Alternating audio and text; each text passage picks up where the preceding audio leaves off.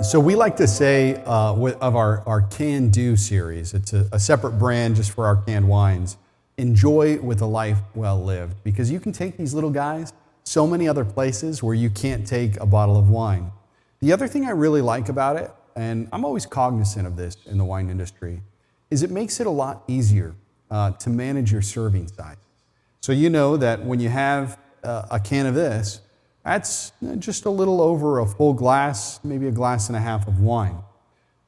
It's a little bit easier to measure than just saying, well, that wine's getting pretty far down that line in the bottle.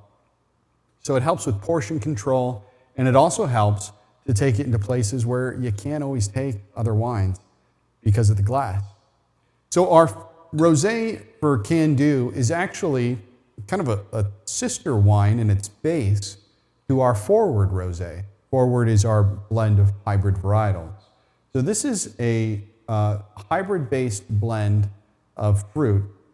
What we do for the rosé in can, just to make it a little bit fresher and to add a little bit more of kind of that vivaciousness that we get from white grapes, is we do blend a little bit of white varietals into this.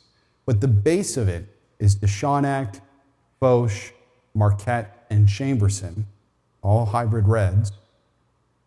And depending on the vintage, we'll throw in a little bit of Valvin Muscat, or a little bit of Cayuga, or a little bit of Saval Blanc. And it just helps sort of round out what we're trying to achieve with this particular canning. I know it's strange for a lot of people to hear that sound when we talk about wine, but trust me, try some of these canned wines, and you're going to find it's really convenient. Honest to God, I had one last night, our Patriot blend of white grapes. So what we do here that's different from our Forward series, aside from changing the blend up a little bit, is this does get a little bit of carbonation before canning. So we have a special little, what we call a sparging stone. I know sometimes people wonder how we do that. And it's basically this long metal rod that has a lot of tiny perforations in it. We connect it to our pump, and we connect the hoses to the tank, and we basically circulate the wine through the pump from one valve on the tank to another, with the opportunity for it to constantly be running through this sparging stone, which is pushing CO2 into the wine. We do that at really cold temperatures, which actually helps us to maintain that CO2 in the wine as well.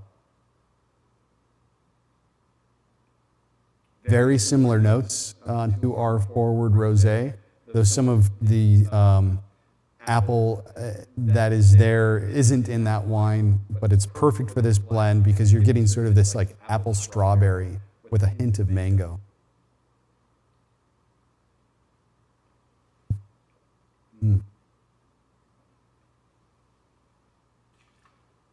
A really nice gentle level of CO2 on this.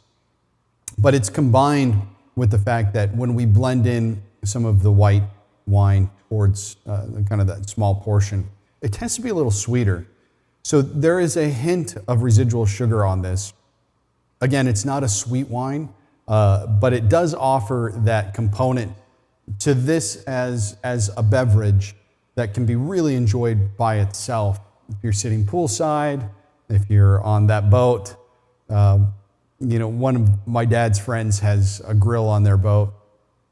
And I haven't done this yet, but I'm really looking forward to just bringing some fresh veggies out there and grilling those up, maybe throwing a little bit of teriyaki and cracking a couple cans of the Can Do rosé, because I think that'd be a great pairing and a heck of a lot of fun.